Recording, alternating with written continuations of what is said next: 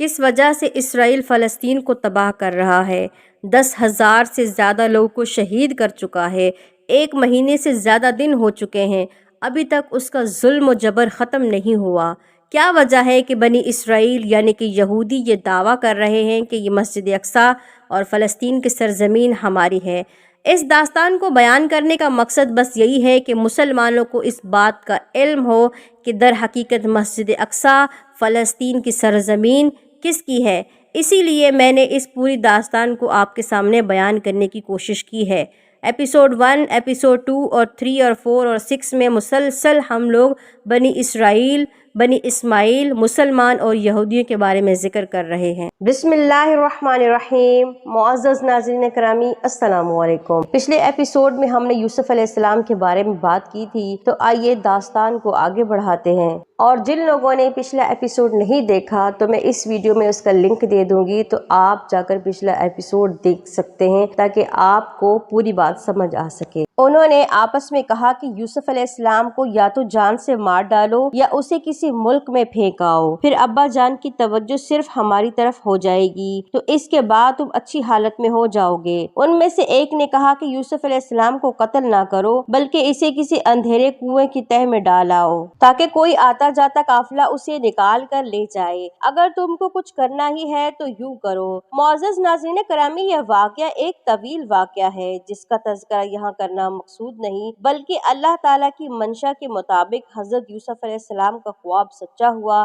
اللہ تعالیٰ نے ان کو والی مصر بنایا اور سب بھائیوں نے ان کو سجدہ کیا جو کہ تعظیم سجدہ تھا، اور اس وقت کی شریعت بھی یہ جائز تھا جس کا تذکرہ قرآن پاک میں موجود ہے۔ معزز ناظرین کرامی، یہ تھا مختصر تعارف حضرت یوسف علیہ السلام کا۔ اب تذکرہ کرتے ہیں حضرت موسیٰ علیہ السلام کا۔ یاد رہے کہ حضرت موسیٰ علیہ السلام بھی اللہ تعالیٰ کے برگزیدہ پیغمبروں میں سے ایک تھے۔ آپ کا پورا نام موسیٰ بن عمران تھا۔ آپ مصر میں پیدا ہوئے۔ آپ کو قوم بنی اسرائیل کی طرف محبوس کیا گیا۔ آپ کی معاونت کے لیے حضرت ہارون علیہ السلام کو بھی نبوت دی گئی۔ یاد رہے کہ حضرت ہارون علیہ السلام حضرت موسیٰ علیہ السلام کے بھائی ہیں اور ان کا تذکرہ بھی قرآن پاک میں آتا ہے۔ معزز ناظرین کرامی، حضرت موسیٰ علیہ السلام اور حضرت ہارون علیہ السلام بھی حضرت یعقوب علیہ السلام کی اولاد سے ہیں جو کہ بنی اسرائیل کہلاتی ہیں۔ روایات بتاتی ہیں کہ بنی اسرائیل کو مصر میں رہتے ہوئے کافی مدت گزر چکی تھی، کیونکہ یہ لوگ باہر سے آئے ہوئے تھے، اس لیے مصری انہیں اچھی نظر سے نہیں دیکھتے تھے۔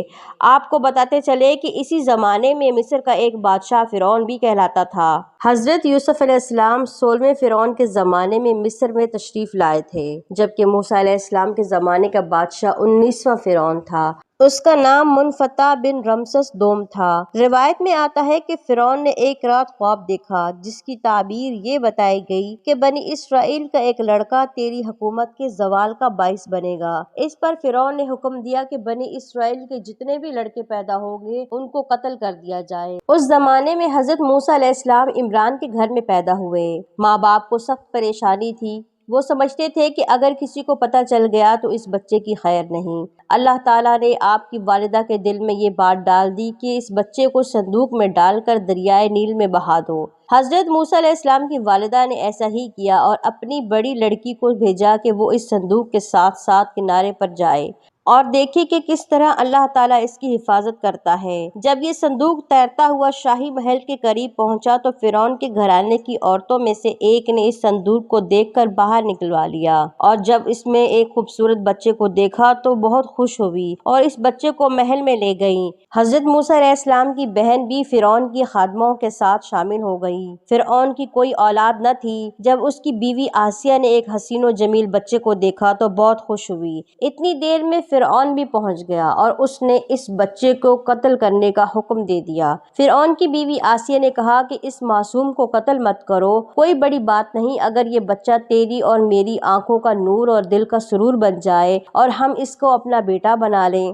اگر حقیقت میں یہی وہ بچہ ہے جو تیرے خواب کی تعبیر بننے والا ہے تو ہم اس کی ایسی تربیت کریں گے کہ یہ نقصان رسان بننے کی بجائے مفید ہی ثابت ہو۔ اس طرح فرعون حضرت موسیٰ علیہ السلام کے قتل کرنے سے باز رہا۔ حضرت موسیٰ علیہ السلام فرعون کے گھر میں پل کر جوان ہوئے۔ یہ ہے اللہ رب العزت کی قدرت کہ اس نے کیسے اس بچے کو زندہ رکھا کہ اس کی محبت فرعون کی بیوی آسیہ کے دل میں ڈالی۔ اس کی پرورش کا سامان حضرت موسیٰ علیہ السلام السلام کی والدہ کے ذمے لگایا۔ آپ علیہ السلام کو اس کے دشمن کے گھر میں پال کے دکھایا، وہ دشمن کے جو اپنے رب ہونے کا دعویٰ کرتا تھا۔ معزز ناظرین کرامی، روایت بتاتی ہے کہ حضرت موسیٰ علیہ السلام بے حد خوبصورت اور طاقتور تھے۔ ایک مرتبہ ایک قبطی اور اسرائیلی کی لڑائی کے دوران آپ علیہ السلام نے قبطی کو گھوسا مارا، جس سے وہ مر گیا۔ اگلے دن ایک دوسرے قبطی نے یہ خبر مشہور کر دی کہ مصری کو حضرت موسیٰ علیہ السلام نے مارا تھا۔ فرعون نے اس کی گرفتاری کے حکم جاری کروا دیے۔ اس وقت ایک آدمی فرعون کے دربار میں موجود تھا جس کو حضرت موسیٰ علیہ السلام سے انس تھا۔ فوراً حضرت موسیٰ علیہ السلام کے پاس گیا اور واقعے کی اطلاع دی اور آپ کو مشورہ دیا کہ آپ فوراً یہاں سے نکل جائیں۔